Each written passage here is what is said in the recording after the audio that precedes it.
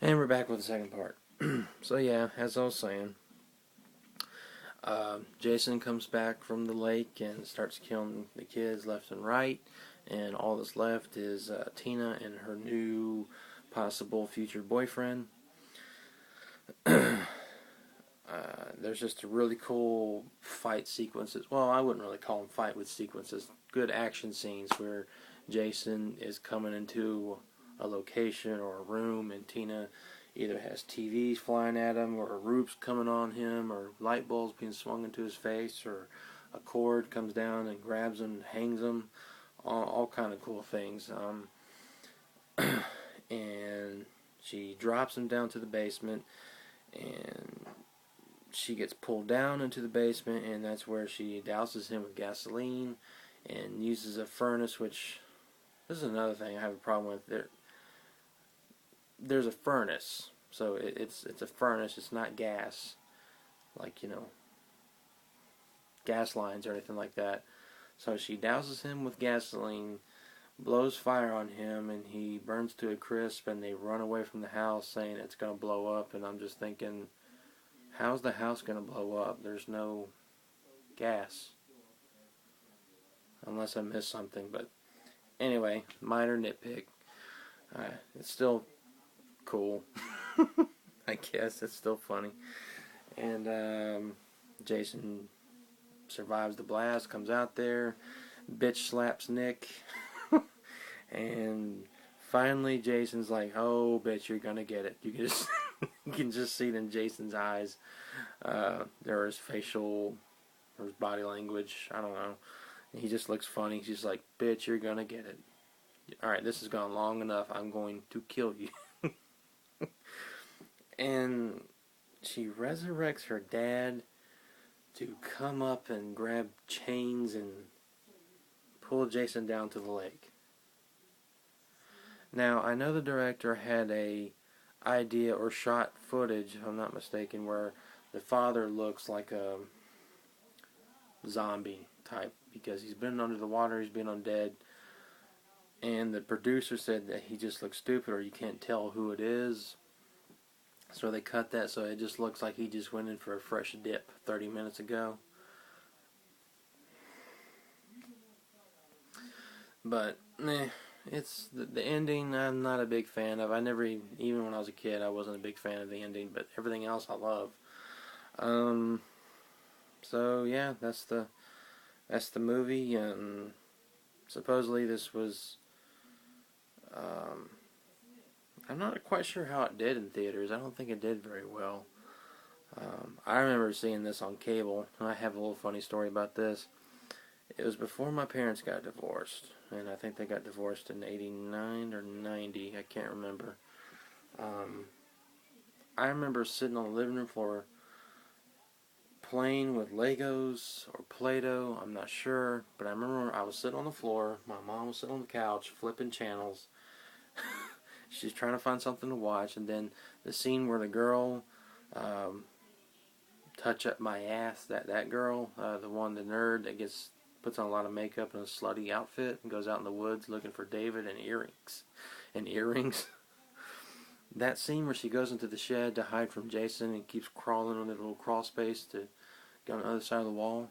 It was just showing that scene. I remember seeing Jason in the background grabbing that little, I don't know what the hell you call it. I don't remember what it was, but I just remember being freaked out looking at him. And then, of course, he punches through the wall and grabs her and slices her and God knows what else they cut. I don't even think they shot any gore scene for that. I'm not sure. And as soon as I saw that, my mom just looked at me and I was freaked out. I was scared. I was like, with imperfect timing. I have no idea if my dad planned this. I don't know, but it's so weird that I just saw that scene and I looked behind me. My dad is coming into the living room wearing a cheap hockey mask. I don't even think it was glow in the dark back then. That little cheap ass hockey mask. And I think it was a pocket knife or a butter knife, but he was still in his tidy whities. And the funny thing is, he's kind of a big guy. Well, at the time he was a big guy. I think he's lost a lot of weight now, but And I just jumped on my mom's lap. I was freaked out. I don't know what scared me the most, either the mask or him in his underwear. Could have been both, but I remember he scared the shit out of me. He went in my brother's room. But that's all I remember. I remember the next day, I remember looking at that hockey mask on his dresser and wanting to put it on, but I was scared to death of it. I was afraid that it was going to eat my soul or something. So I guess that's my first scare from Jason or my dad. I don't know. I just thought it was a little funny story to share. What I rank it? 5 skulls. I'd give it. I'm gonna give it 4.5. I'm just gonna take just a little nick off because I just don't like the ending. I think the ending could have been a little bit better. So yeah, I just think they could have done something a little bit better. Maybe the whole zombie thing could have worked when the dad's a zombie, but I don't know. I think they could have done something cooler than that to dispose of Jason. But everything else I love. The cast, of course, Kane Hodder is Jason. The location. I mean, this is before I found out that they filmed it here in Alabama. For the longest time, I don't know what it is, even still today. But for some reason, this location of this movie always stood out to me. For some reason, it just appealed to me. Like I wanted to go there. I don't know what it is, but I've always loved the location of this place. And then, of course, I still loved it in high school, and and that's where I found out. Oh yeah, it was filmed across the bay from me, and I'm like, excuse me. So, but I shared that story in my video of the filming location. But yeah, I guess that's all I really got to say about the movie. Absolutely, I recommend it. Now, if you can't quite wrap your head around the whole Jason being a zombie, then I'd say watch part 6 first, because a lot of people like that. But everybody's different. Everybody has their own taste of Friday the 13th films. But I like this movie. It's one of my favorites. Always been my favorite. And I can't wait to talk about the next one, which will be Friday the 13th Part 8. And just want to say real quick, I really appreciate everybody out there watching my videos, giving me likes and giving me feedback and everything. And also wanted to apologize about this review being late.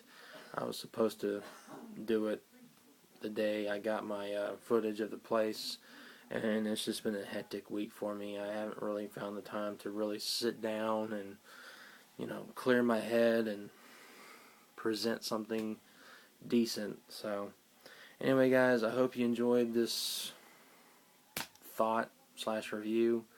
If you like it, give me a like or subscribe, or if you didn't like it, give me a dislike. That's fine. Not going to get all upset about that. I'm eventually going to get better. I think I'll get better once I get equipment that will help me edit, and I'm not going to get into all that crap. Let's just say I've had a lot of retakes.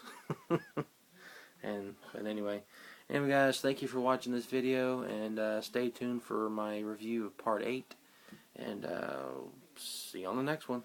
Adios.